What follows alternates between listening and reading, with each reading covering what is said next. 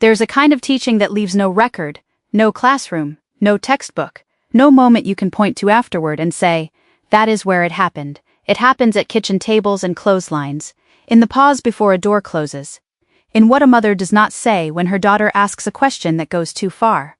I was taught this way from the time I was old enough to watch. I was taught what a good wife looks like from the outside.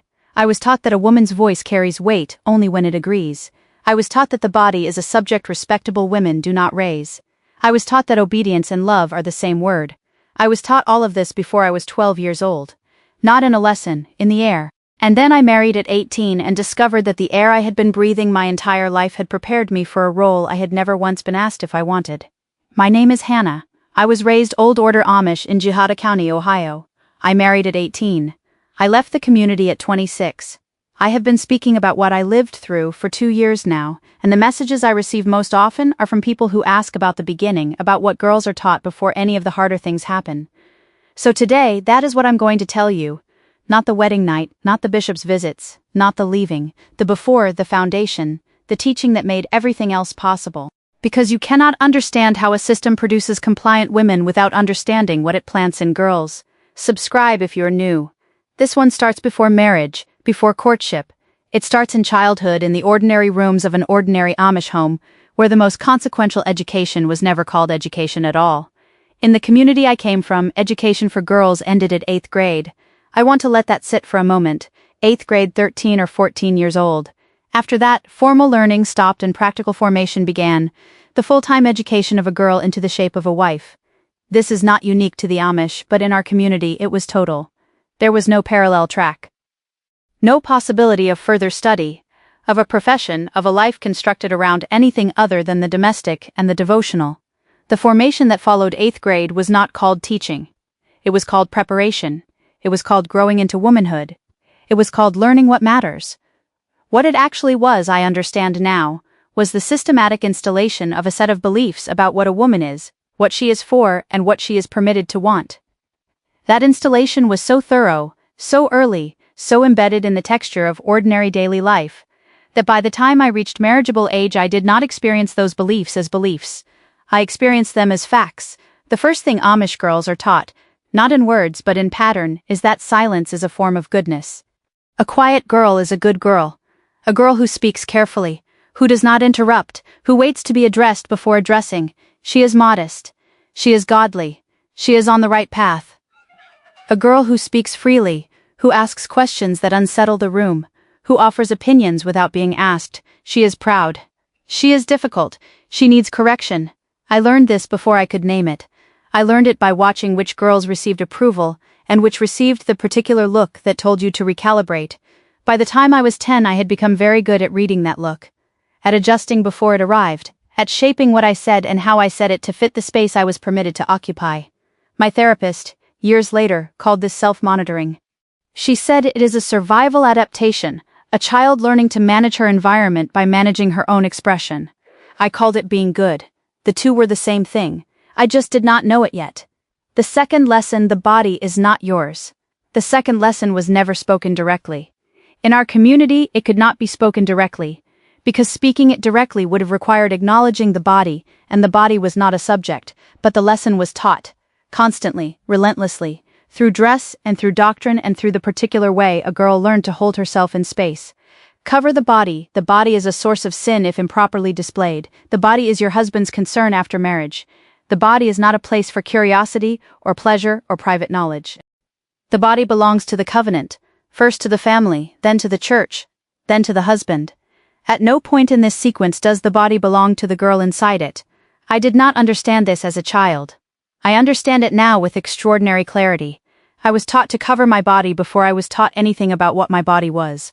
I was taught that other people's responses to my body were my responsibility before I was taught that my own responses were valid. I arrived at marriage with a body I had been taught to manage for everyone except myself. The third lesson was theological. It came from scripture, from sermon, from the way adults around me talked about marriage as though headship and submission were simply the natural order of things, gravity, seasons, husband over wife. The husband is the head of the wife as Christ is the head of the church. I heard that sentence more times than I can count before I was old enough to interrogate it. What it produced in me What it was designed to produce was the equation of obedience with love. A wife who submits to her husband's authority is a wife who loves him correctly. A wife who resists is a wife who loves inadequately, who has let pride crowd out devotion, who is failing her covenant. That equation is elegant in its efficiency. It makes compliance a spiritual achievement and resistance a spiritual failure. It means a woman who is unhappy inside her submission has only herself to examine her own pride, her own inadequate faith, her own failure to fully surrender. The system does not need to punish resistance directly. It teaches women to punish themselves for it. The fourth lesson was demonstrated rather than spoken. Every adult woman in my community was a lesson in what a wife was supposed to be. I watched my mother.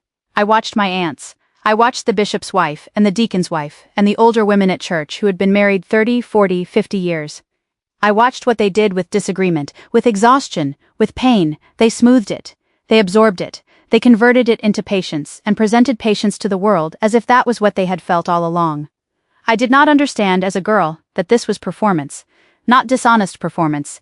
They believed in what they were doing, but performance nonetheless. The performance of a woman who has learned that her interior experience is not public information. I learned to perform the same way.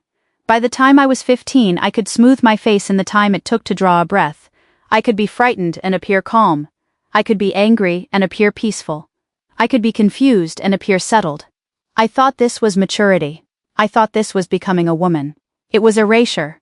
Practiced daily until it felt like character.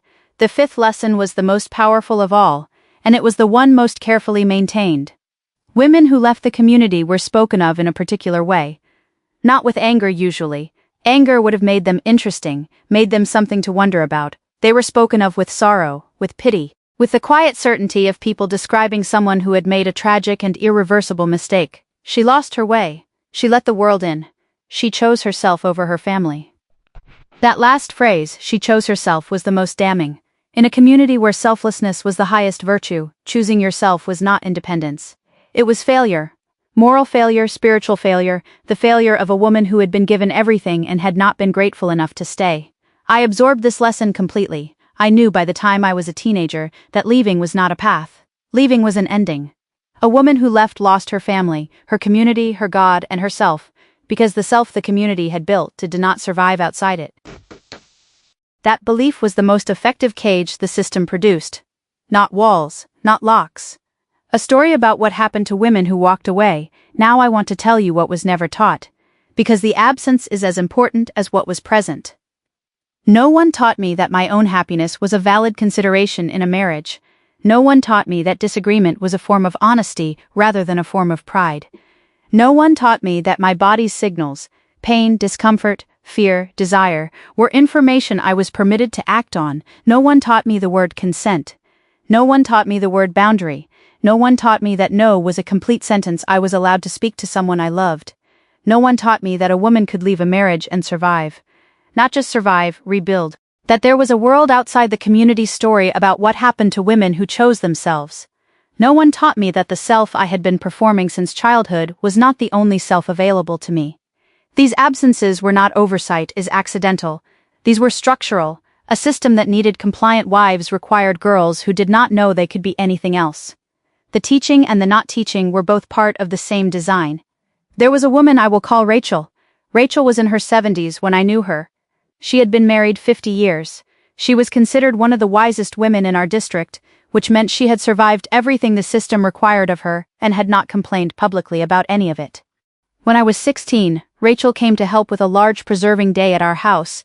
We worked side by side for most of the afternoon. At some point she said without preamble, without looking at me, "Hannah, remember that a woman who knows her own mind is not a difficult woman. She is a useful one. Even if the community does not always agree." She moved to the next jar. She never referred to it again. She did not explain it or expand it. But I was 16 and I had spent my entire life being taught that a woman who knows her own mind is exactly a difficult woman, proud, resistant, in need of correction. Rachel had handed me a contradiction, quietly, in the middle of a preserving day, with no acknowledgement that it was a contradiction at all. I did not know what to do with it for years. Eventually I understood that she had been handing it to girls for decades, planting it carefully one at a time into the formation the system was building. Knowing that most of them would not open it until they needed it. I needed it at 25. It was still there. When I described my childhood formation to my therapist, she listened to all 5 lessons: the silence, the body, the obedience equation, the performance, the story about women who leave. She said, "What you're describing is a comprehensive socialization system. Every element you have named served a specific function, reducing the likelihood that a woman would develop the internal resources required to recognize or resist her own oppression." She said, "The most sophisticated aspect of it is that it did not require force at any point. By the time you were marriageable age, the system had already been installed. The monitoring was internal. You were enforcing the rules on yourself." She paused. She said, "Rachel knew this. What she gave you at 16 was not a piece of wisdom. It was a tool for dismantling what had been built. She handed it to you before you knew you would need to dismantle anything." I thought about Rachel for a long time after that session, about what it costs to spend 50 years inside a system you understand clearly enough to hand girls the tool to escape it, about what kind of woman keeps doing that, quietly for decades without ever leaving herself. My mother taught me these lessons. She believed in them. She had been taught them by her mother, who had been taught them by hers, in an unbroken line of women passing down the shape of survival inside a system that had never asked whether survival was the same as flourishing. The women who taught me were not my enemies. Most of them were doing the most loving thing they knew how to do, preparing me for the world as they understood it, equipping me for a life they had themselves lived. The problem was not the love, the problem was what the love was building toward. A system that requires women's compliance to function will always dress that requirement as preparation, as care, as giving girls what they need. What it actually gives them is a shape, and the shape fits perfectly inside the role. And the fit is so exact that for years, sometimes decades, a woman cannot feel where she ends and the role begins. I could not feel it until I was 25. Rachel felt it at 16 and spent 50 years handing girls a tool she had never fully used herself. That is what the system costs. Measured in women, this is an Amish story. But I want to speak to something much larger. If you were raised in any community, religious, cultural, familial, that taught you silence over speech, compliance over curiosity, other people's needs over your own interior experience, then you recognize these lessons. If you learned before you were old enough to question it that a good woman is a quiet woman, that your body is a source of danger rather than a place of knowledge, that love and obedience are the same word. If you learned the story about what happens to women who choose themselves, and if that story kept you in place long after the walls would have stopped working, then this was your formation too. You were not born believing these things. You were taught them carefully. Early, in the air of the rooms you grew up in, and because they came in the air rather than in a lesson, you never had the chance to decide whether you agreed. You can decide now. That is what I want you to hear. Whatever was installed can be examined. Whatever was built without your consent can be looked at clearly in the light. You were not weak for absorbing it. You were a child. The framework was wrong. Not you. I want to name Rachel. Rachel, you were 70 years old, and you had 50 years of marriage inside you, and you handed a 16-year-old a sentence that contradicted everything she had been taught. You did it without drama, without explanation, without staying to see if it landed. I do not know how many girls you handed that sentence to over the years. I do not know how many of them found it waiting when they needed it. I found it at 25. It was one of the things I picked up on the way out. A woman who knows her own mind is not a difficult woman. She is a useful one. I am trying to be useful, Rachel. This channel is what that looks like. The teaching that leaves no record is the hardest to name, but naming it is where everything starts. You were taught silence. You are allowed to speak. You were taught that your body belongs to the covenant. It belongs to you. You were taught that obedience is love. Love does not require your disappearance. You were taught that women who choose themselves are lost. I chose myself. I am not lost. I am here, and I'm still learning the difference between what I was taught and what is true. If one of these 5 lessons was yours, leave it in the comments. Just the number is enough, 1 through 5. I will know what you mean.